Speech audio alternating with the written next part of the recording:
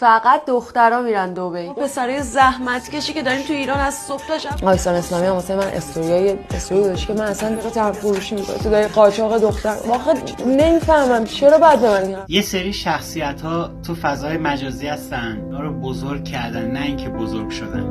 یک سری شخصیت ها رو میان بزرگ میکنن برای اینکه حرفای خودشون رو جلو ببرن.